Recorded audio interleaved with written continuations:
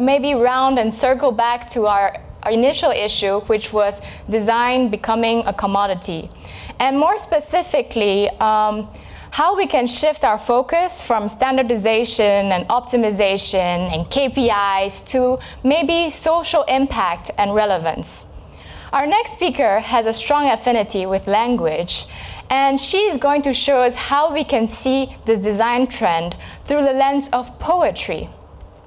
She is currently a service designer at Proximus, one of the biggest telco companies in Belgium.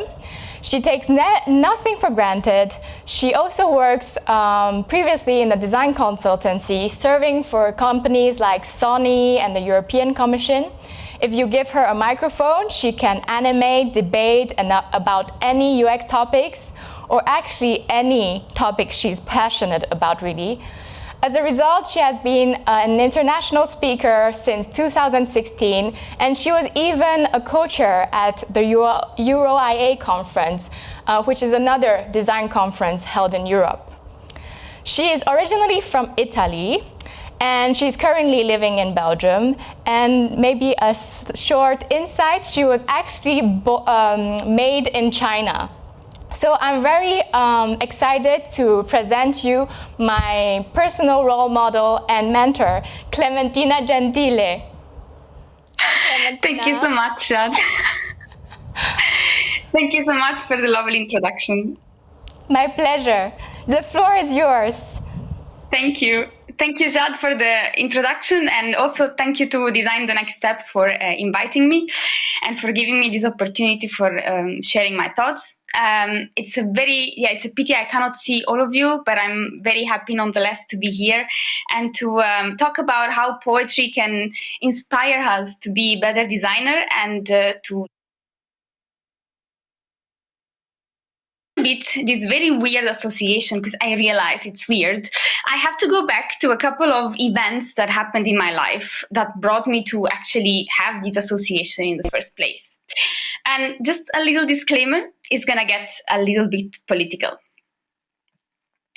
March 2016, Brussels was victim of several terroristic attacks. This is a picture I took the day after. The city looked under siege. And I was very shaken by the events back in the days. Little I knew that few months after, Brexit referendum would show that the majority of the UK people, or at least the majority of the people who voted, wanted to leave the EU. And my EU heart cried a lot that day. And in the following months, I was still waiting for another hit, which was actually the surprise that Trump became president of the United States. This series of events had brought me to a state of hopelessness. I really felt I needed to do something. I needed to regain faith in humanity and regain meaning. And I don't know how or why, but I came up with this idea, okay, I'm gonna leave poems in the public transport for people to find them and to change a bit perspective and mindset for a little while.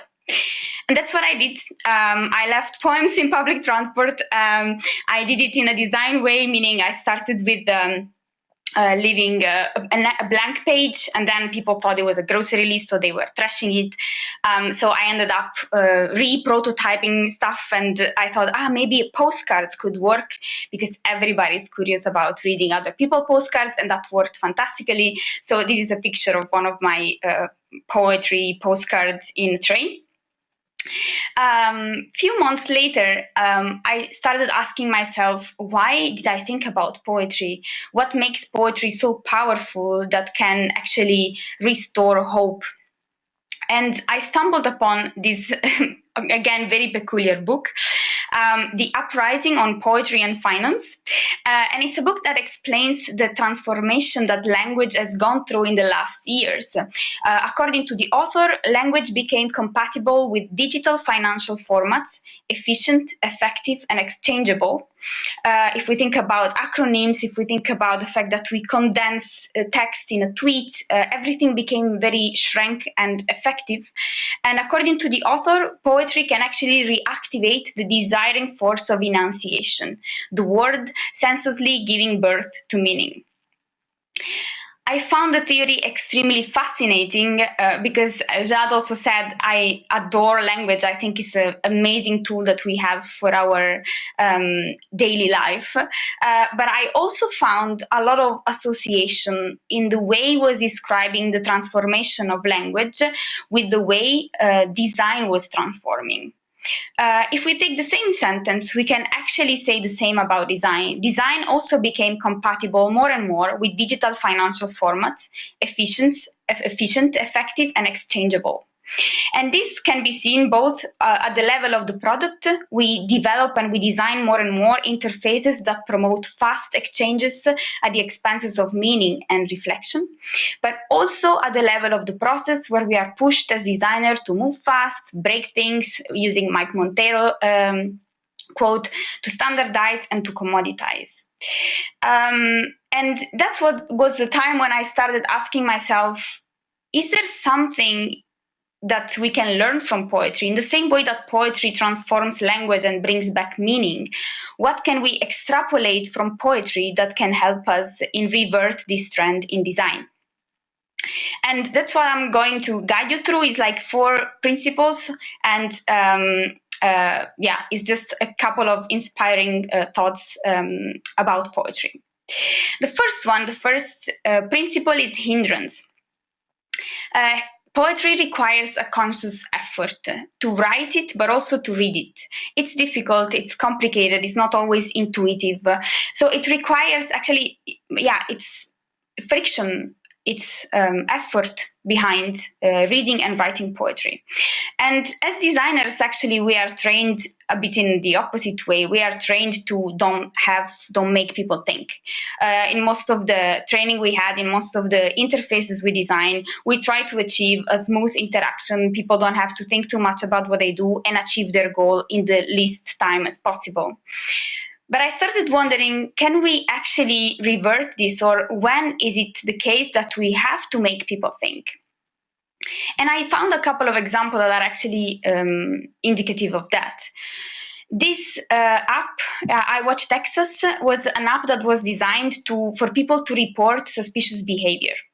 And people started using it simply to report a black man walking in the street. So the developers and the people that launched the app started questioning, how can we revert this? How can we change this? And they added actually more questions in the form. So they asked people to reflect a bit more why that person was suspicious, what was the behavior that made that person suspicious, more than the appearance. And by doing that, by adding extra question, by adding friction, they actually limited the amount of racial profiling that was done through the app. Another example is Strava. In this tweet, this man complains about the fact that while going for a run, someone else, a woman, was automatically tagged in his run. And by doing this, he was able to basically access her profile, check all her past running activities, basically accessing her address information because the run was always starting and ending in the same place. So accessing a lot of private data of this person without really having any particular contact with this person before. My point there is, like, when should we apply hindrance to products to increase friction and intentionality? And I think there are a couple of use cases in which we need to do so. To protect user data and safety, like in the case of Strava, for example, do we really want data of someone else that you don't know to be accessible so easily? To limit digital addiction or any other addiction in that matter. And also, in the case of the first example, to nudge positive behavior and discourage harmful behavior. We talked before about the product on one hand, but then there is also the process. How can we apply hindrance to the design process? What can we do there to create friction or increase intentionality? When I when I thought about hindrance, the opposite that I thought in relation to design process was design ops and this trend of standardize everything to go faster, basically. And in the definition of design ops in the Nielsen and Norman Group website, they define it as design ops refers to the orchestration and optimization of people, processes, and craft in order to amplify design's value and impact at scale. And it was the word impact that struck me there. And I went to dig a bit deeper. And I also saw that Nielsen and Norman had launched a survey to ask all the practitioners to indicate what, according to them, was the main goal of design ops. What is the main intent? And besides the obvious standardization and optimization kind of goals, 12% of the practitioners said that one of the main goals of design ops was also scale, design, reach, and impact. And Holger spoke about it before, also about the idea or the need for design to reach more impact. How they defined it was to increase and systematize the measurable influence of design, streamlining processes and being able to measure impact of solutions so that designers prove the value of customer-centric design. And I know that it's a topic we've been struggling for years in our practice.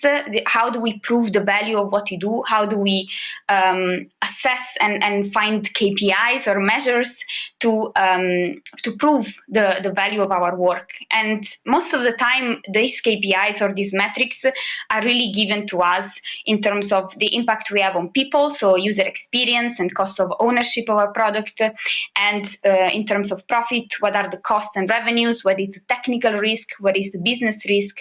But I wonder if we should also consider other type of metrics to assess the value of the work we do. Metrics that are more related on people level, the social impact, and on planet level, the resources, the energy, and the waste we produce with the products we design. And it was very interesting, the question that Holger asked before, like, once you get to sit in that room, what do you do? And it's a bit my question here as well. What do I do if I get to sit in the room with people that get to decide? What do I want to do and how do I want to play my role? And there, indeed, I'm a bit asking myself to be the hindrance in the room, to be the person that brings also topics that maybe are less comfortable for other people. And to quote in that sense, again, Mike Monteiro, our profession needs to be willing to speak truth to power.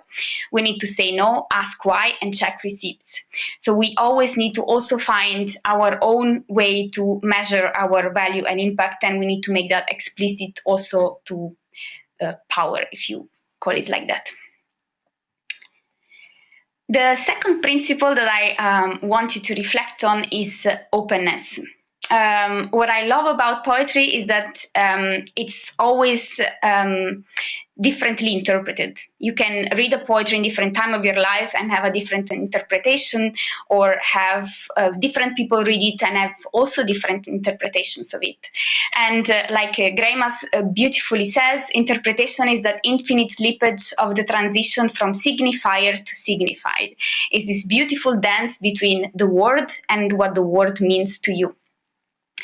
I started questioning here more in terms of the design products, how much our products are open. And I find still most of the time they are not. There was this sentence that became very famous of Churchill: we shape our buildings and afterwards our buildings shape us. It's actually a very iconic sentence that refers to an episode back in the days when the Chamber of Commerce was completely destroyed by a fire in 1943. And they asked Churchill how he wanted it to be rebuilt. And he was completely adamant to keep the structure of the building as you see it in the picture, with two parallel aisles facing each other, because he thought that the shape of that building had made or had shaped the way the political configuration in the UK was, with two coalition basically conflicting or facing each other, with a bipartisan system basically. And I found it super striking to think that the shape of this building has defined the way the politics in a country works and not the other way around. And I started questioning how many times we design products in a way that we force or oblige customers or users for a specific behavior that is maybe not necessarily intended in the first place. How can we build products that are open? And the first openness that I want to reflect with you is open to different mindsets. For example, Siri was designed in the first place. It was also a conversational product like the previous talk. She was designed with the metaphor of the buddy that always makes jokes. And she was making constantly jokes, even when you were asking Siri, I need help because I was harassed or I was abused. Now they, of course, changed that afterwards. They now link to an intervention center once you have this kind of use cases. But it was not intentionally designed like that in the first place. It was not open to different mindsets and usages. Another type of openness that we can consider is openness to life changes. This is a bit of an extreme case, but yet a real life case. When people transition to another gender, in a lot of applications, it's very difficult to change your name. Which causes a lot of pain and discomfort for the person that is the main user, because they are constantly confronted with their dead name from their previous identity. And it's also not a nice experience for people that then use the platform as a consumer, for example, because they see a mismatch, like in this case, between the face, for example, and the name that they get shown. Another type of openness, in this case, a positive example, is being open with our product to different intents. We know that Airbnb main intent or main goal is to be able as a host to give your space to guests in exchange of profit. But they were also able to set up open homes when there were a lot of natural calamities around the world because of global warming and natural calamities like floods, and they allowed people to actually share their space for free to allow them to host people that were in need because they were homeless at that stage. How do we bring openness in the design process? I had to think about it in the sense of what makes our process closed or a bit stuck. And one of the tools that we all know we struggle with is the persona. Some people love it, some people hate it.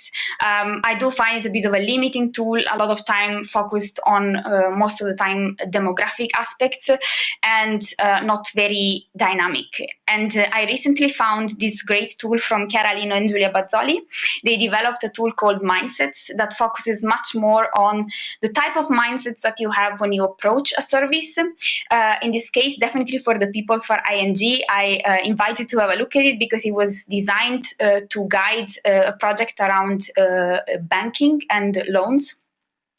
And they kind of tried to go through all the different mindsets and emotional states that you go through in the process of getting a loan. So I find it a very, very interesting tool that keeps your design process much more open to different mindsets and states. Another interesting tool to bring openness into your brainstorms are these paradox cards by Nauman. How do they work? They actually incorporate two paradoxes. So, for example, you have cards that say group or individual. You have cards that say like openness and closed, automatic and manual. And the idea is that when you brainstorm around a concept or a project, you try to incorporate both. So how can we, for example, have a solution that allows both openness and closeness? How can we have a solution that allows group use but also individual use? And by doing that, you keep your brainstorming and your solution much more open to different extremes and to different usages. The third principle that I want to borrow from poetry and a little bit from music, so I hope you forgive me my poetic license here, is polyphony.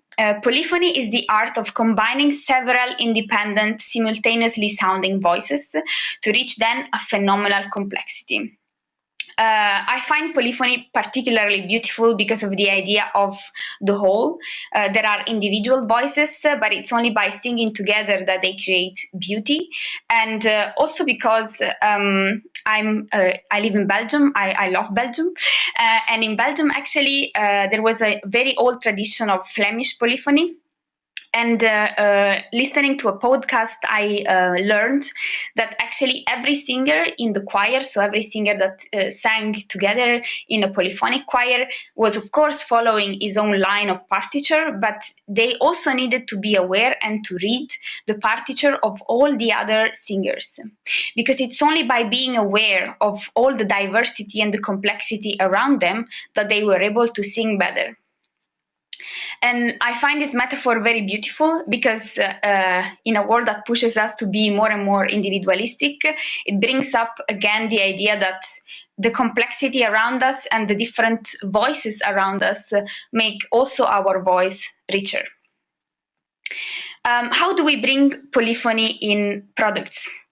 I particularly liked this example of Thinx. Is a company that does period underwear, and they explicitly put in their website also men.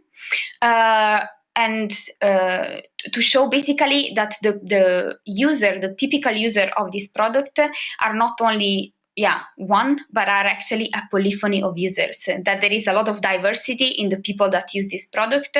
And by doing that, they teach me as a average user that there are different type of people that use the same product, and they also make these people feel more represented as well. Another type of polyphony is the polyphony of perspectives. Most of the time we also visualize things, we give visualization of data, and in a lot of time we don't realize that, of course, we are choosing a certain perspective when doing that. This visualization and this analysis comes from an article from The Correspondent, and they really analyzed the way people design maps. Maps are designed in a very supposedly objective way, but if we look at this map, the way they represent the illegal border crossing in Europe, they use red arrows, which are very much similar to the history books that were talking about war that we read when we were children. And also they use, again, red, which is a war color, like an aggressive color, to represent this wave of invasion almost. And what they said is what about changing this a bit? What about not using arrows, for example, but just using bubbles to represent the size of the flow, and using blue as a color to just give it a bit of a more neutral tone. And then they went even further and they said, actually, what about saying that in Europe there is a flow of migration? It's not only people coming in, but it's also people going out of Europe. So it's a kind of a healthy flow, and the amount of illegal migrants is only a very, very tiny percentage. And then they went even further and they said, do we need a map, or do we need even to focus on the migration as a phenomenon?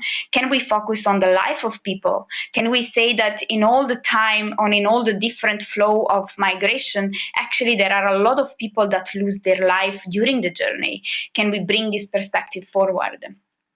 So there the idea is how many perspectives, how many stories are you telling, and for whom?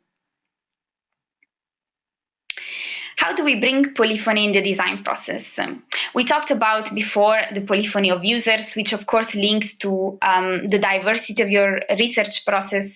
The talk of Nikki was also very interesting. How do you bring in the recruitment process already diversity into the process?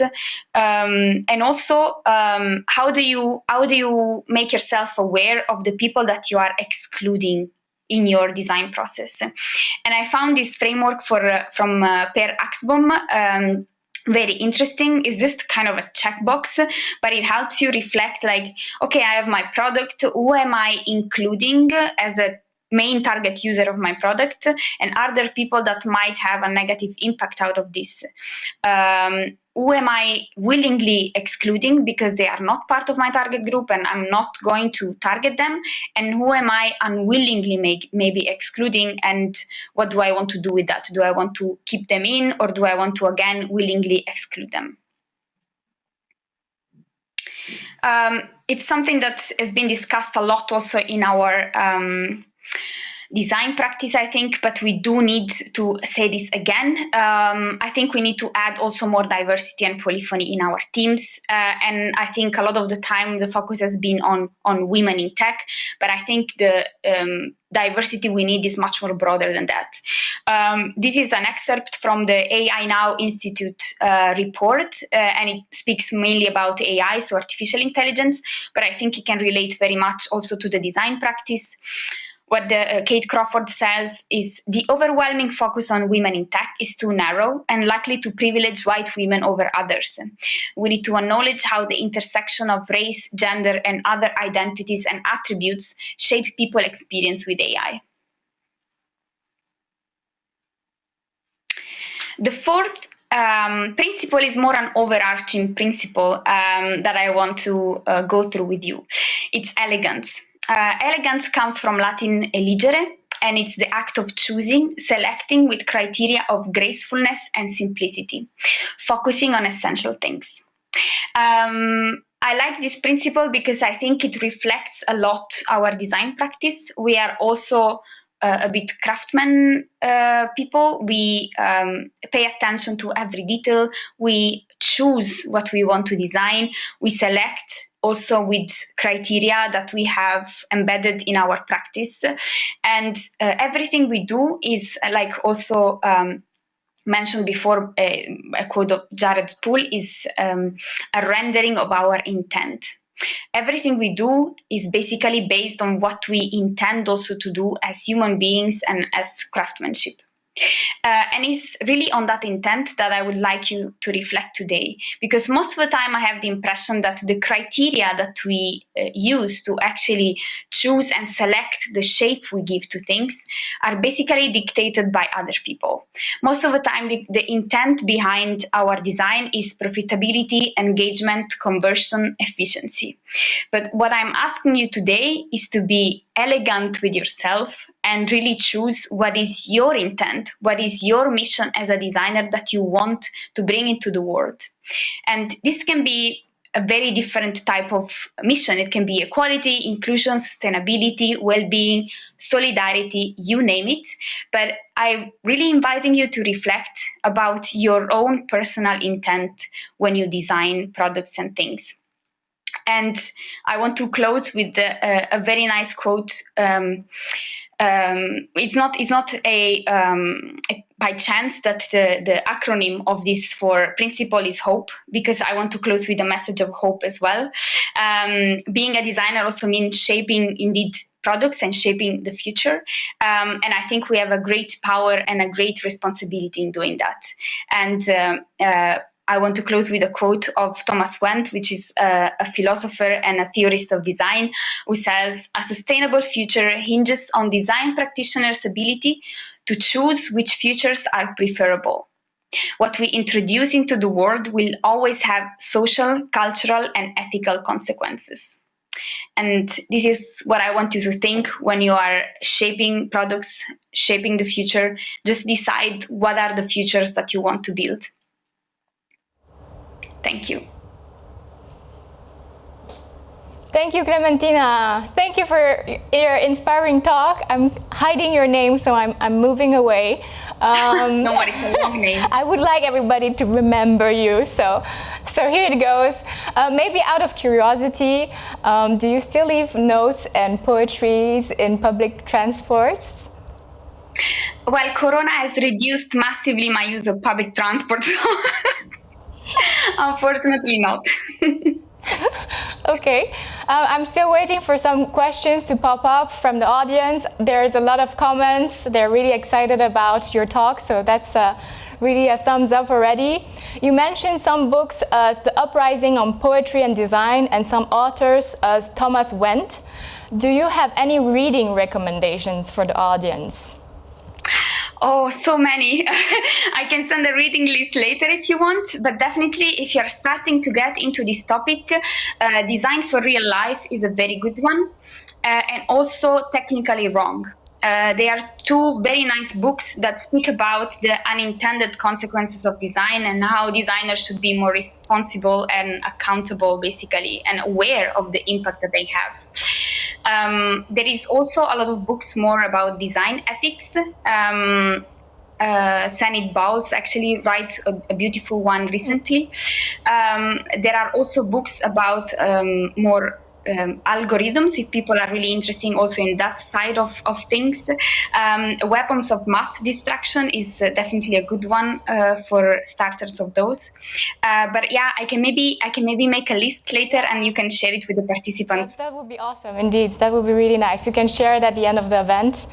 Another question coming in is, based on your experience, would you affirm that design is going in the right direction, becoming more ethic and human?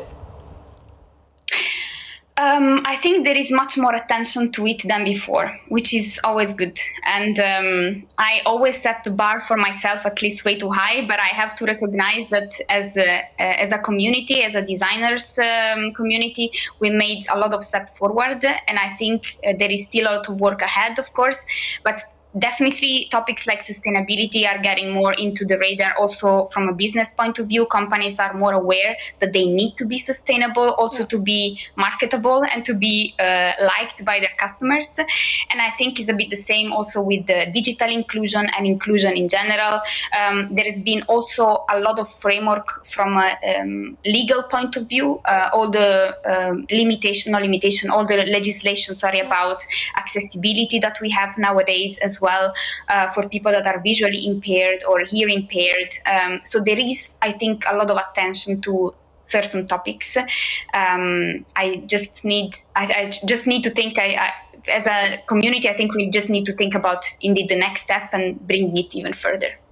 Yeah, I agree. And also, thanks for this reminder today. Sometimes I also myself stuck in performance and metrics, that it's nice to take a step back and think about who we want to be as a designer. So thank you for that. Moving back to the questions, going back to the beginning of the presentation, I was wondering what was written on your postcards and what your goal was with them. They're very intrigued by the postcards. Yeah.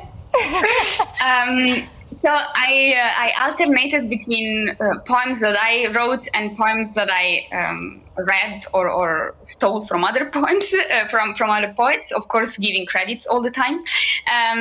What I wanted to achieve, I can't really explain. For me, was really, can I have someone think differently even for a minute, or focus on some meaningful things in all this very chaotic and also ununderstandable world we were living in. So as I said, I was really I started doing it after a couple of events that had shaken me profoundly.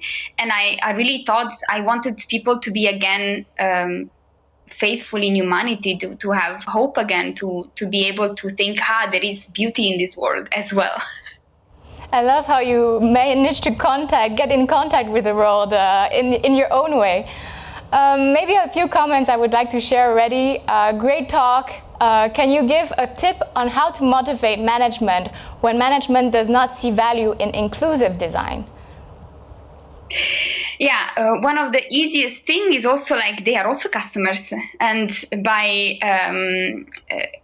including another type of target group, you are also making profit, because you are addressing a group that is most of the time marginalized and not considered. So that's the first thing. And the second thing is also the marketing message around, and because a lot of people do it also in a way of like when we say greenwashing, but inclusion washing. I don't know how to call it. They do it just, to pretend they agree with the cause. We see it a lot, definitely with the LGBTQ community. A lot of brands for Gay Pride, they put rainbows, but are they really, inclusive in their practice or in their companies within?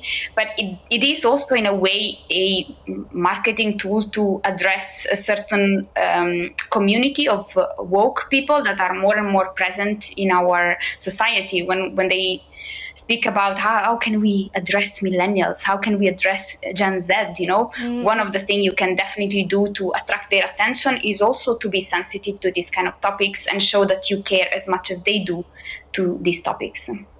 Show that you care. It's really the key word here, I think. Thank you. I have a last thing that I would like to share, and wait for it, I love it.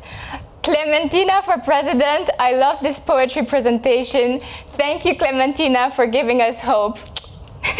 This is like the smiley face on the screen. So. Thank you so much. It was really a pity. I love speaking at events also because I have a contact with people. So I really miss this today. It's a pity that I cannot be there looking in your eyes and seeing your reaction, but I feel the vibe. Great. I'm happy that you do. And thank you so much for being here, and see you soon, Clementina.